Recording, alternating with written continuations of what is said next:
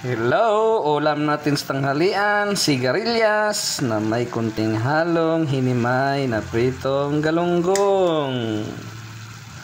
Ayan guys.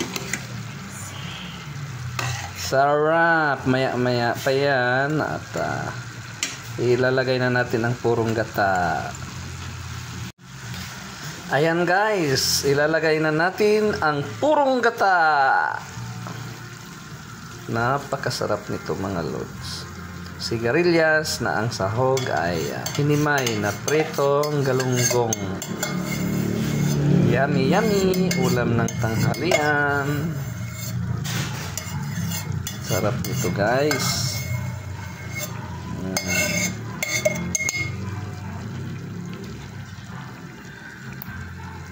Hintayin natin na pakuluin na yan. Sarap.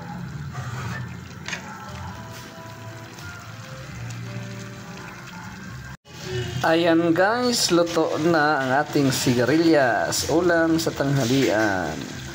Yummy yummy! Kain tayo mga lods.